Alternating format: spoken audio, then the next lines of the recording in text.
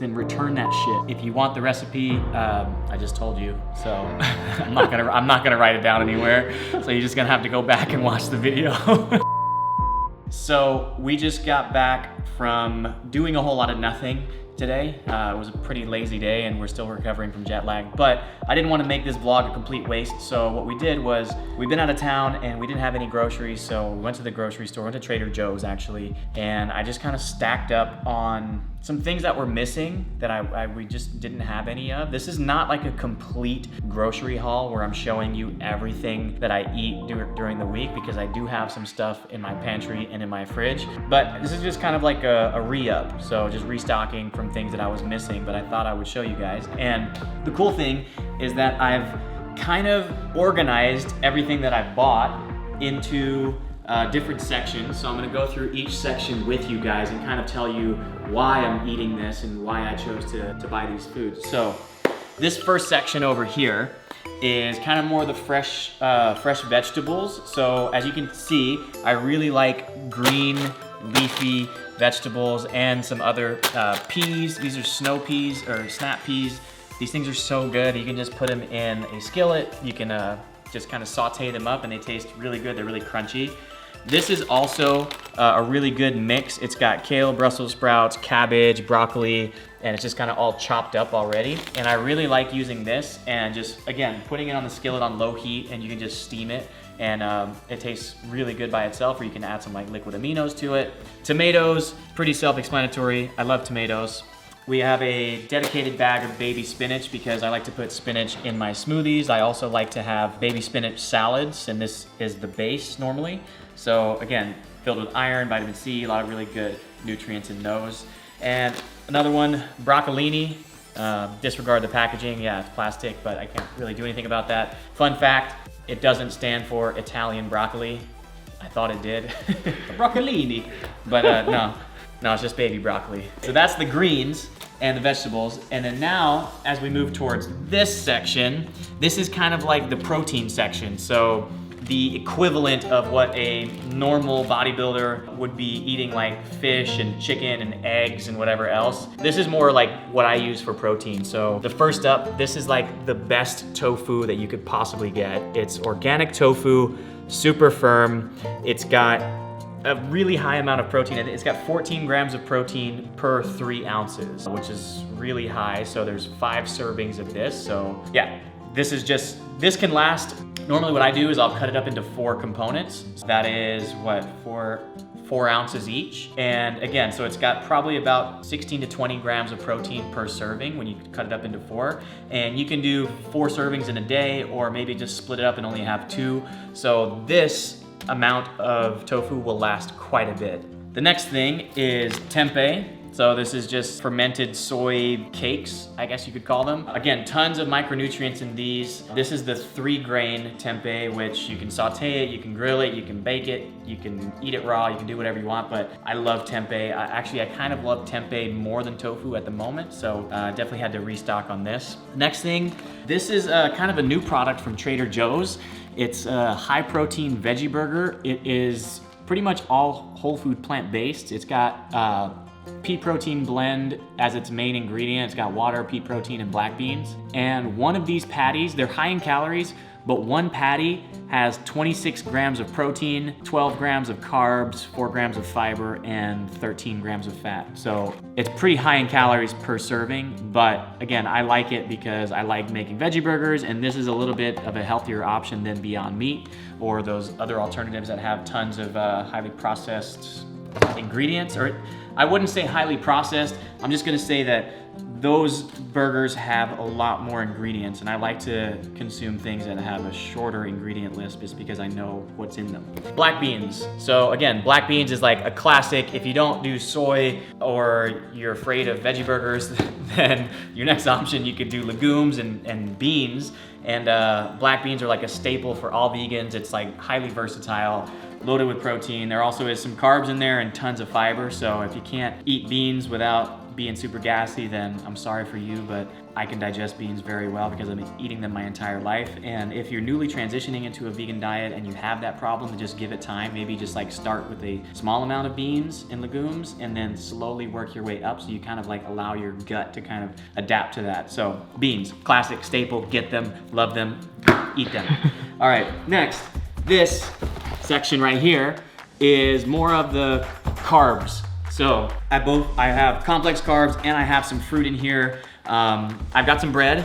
I don't shy away from bread or pasta. I just try to make sure that it's like whole wheat or sprouted. So Ezekiel bread, super good brand. They make really high quality products. They're pretty minimally processed. I mean, when it comes to bread, they have some really highly processed bread that use a ton of like zero nutrient flours and whatnot. So this is all sprouted. Let's see what it's actually got a little bit of protein in here too because it is sprouted. So 4 grams of protein per slice, 15 grams of carbs per slice, and 3 grams of fiber. So it's pretty good bread when it comes to macro wise. Next up, we have sweet potatoes. I love sweet potatoes, but I especially love Japanese purple sweet potatoes. They just hit different. Like, these are so good. You can slice them up, you can bake them, and you can even microwave them if you're lazy. Just like like kind of stab them and then put a damp cloth around them and throw them in the microwave, and they'll be done in a few minutes. But I freaking love Japanese sweet potatoes.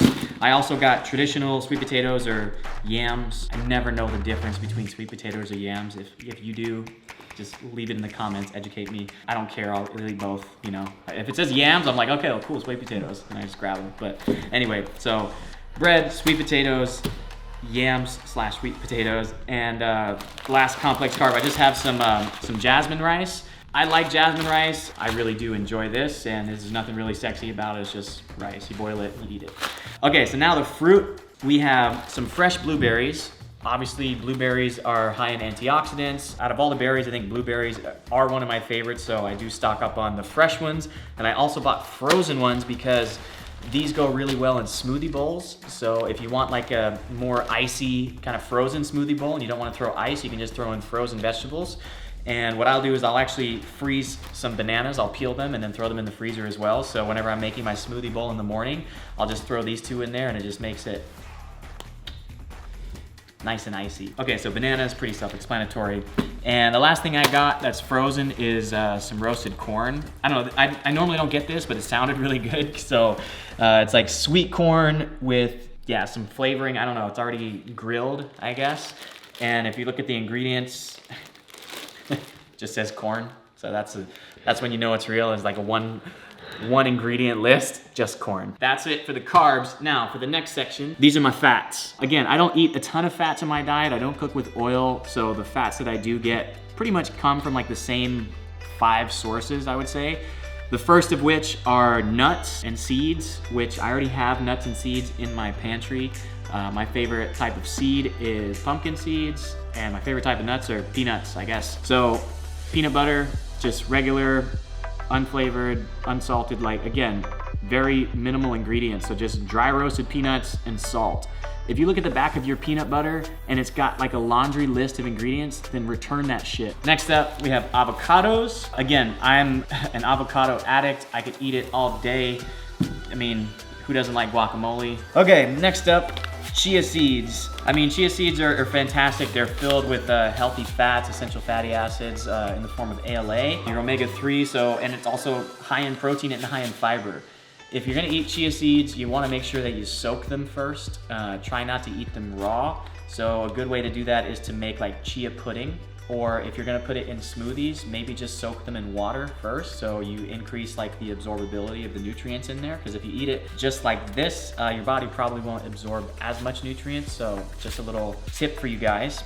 So this is all the fats that I bought. Again, I eat different sources of fat, but these are kind of like the main 3. And then finally over here, we got more of like the indulgent stuff. So first up is the organic creamy cashew yogurt. Kind of been eating a lot more vegan yogurt lately, and I've been trying out a ton of different brands, and the Trader Joe's brand is actually really good. So this is a strawberry flavor. Again, I'm not doing this for health. This is just like what I like to eat as far as like indulging. If I want to do like more of a sweet kind of like dessert, you can do Greek yogurt or vegan Greek yogurt and like fruit, and it'll make like a nice little parfait. You put some granola on, really good stuff. Next up, this isn't unhealthy, this is just soy milk, but this is the vanilla soy milk, so there is a little bit more sugar in this, and to be honest, I like the vanilla soy milk just because it's got higher in protein and it tastes really good by itself. So if you want cookies and you want to dip it in some soy milk, then this vanilla soy milk is better. And I found these vegan chocolate chip cookies. Bianca loves cookies, so I really got them for her, but I'm gonna have a couple as well. So she likes treats like these. And then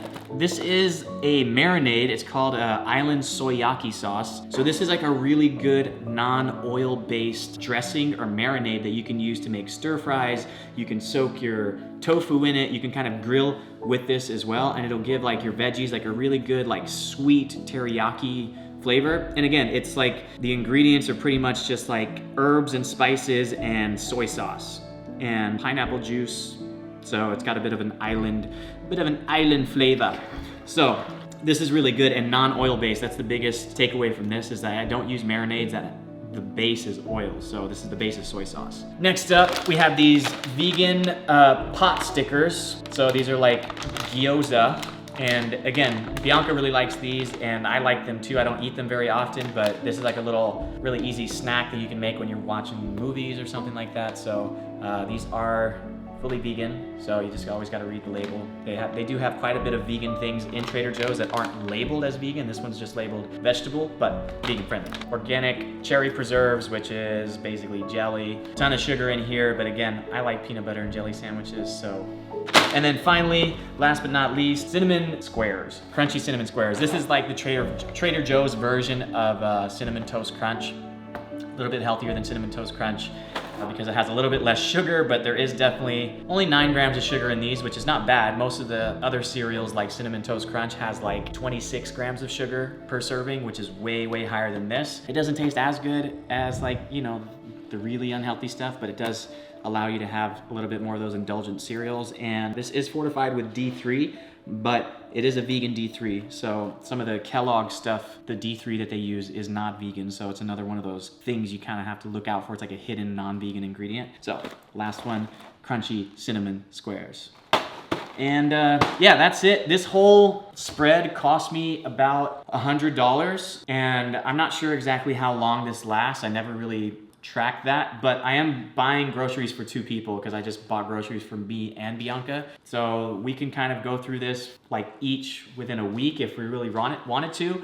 So if you divided it up by 2, it's about $50 for this whole haul per person, which is, it's not terrible. I mean, I spent $50 eating out like in Greece a few times, and you can easily spend $50 eating out here in LA by yourself, and especially if you have a date. So things can get pretty pricey here. So it's always better to just buy your groceries and cook at home. So anyway, I'm gonna put this stuff up in the fridge, and then I'm gonna make a little snack, and maybe I'll show you guys what I make for dinner. And another, I wanna point out something else, is that I'm not necessarily training for anything. So this is just ingredients that I make into different meals. So this isn't like a shredding grocery haul, or it's not a bulking grocery haul. Like, you could use these ingredients for either goal. It doesn't really matter. It just matters more or less the portion size you use of each food and how you kind of divide up, you know, your carbs and your fats and protein or whatever else. But this can be applied to all fitness goals. So just keep that in mind. Decided to cook some dinner with the groceries I bought, and I want to show you a little bit of what that dinner looks like and kind of break it down. So as you see here, these are the snap sugar peas that I got from Trader Joe's, and the way I cook them, I basically just microwaved them to kind of thaw them out, and then I put it on the skillet and just kind of like made them a little bit crispy, put some water in there to kind of like just kind of use it as a buffer, so no oil or anything like that. And then I put a little bit of soy sauce on there. So you can see plain peas with soy sauce. Next, I didn't even do anything to this. I literally microwaved it to defrost it, and then I put it on the skillet again, just as it was, and just from there straight to this bowl. So that took like literally 3 minutes to make. Next thing, I baked these sweet potatoes, so I just sliced them up, put them on parchment paper, and then threw them in the oven for 20 minutes or 25 minutes, and those are done. And then the final thing is the tempeh. So basically what I did was I cut the tempeh up into little blocks, And then I put the pan on high heat because tempeh can handle heat. And then basically I put that teriyaki sauce on it and cooked with that, and it came out like this. So that took, again, like 3 to 5 minutes. Super simple. So this is what the actual bowl looks like. I also added some white rice in there. I just used up some white rice that I had saved up or from a previous meal. There you go. This meal, like I said, just this is probably, I don't know, 22 to 25 grams of protein, probably about 75 to 80 grams of carbs, and probably very little fat. So it's a really good meal, high in carbs, high in protein.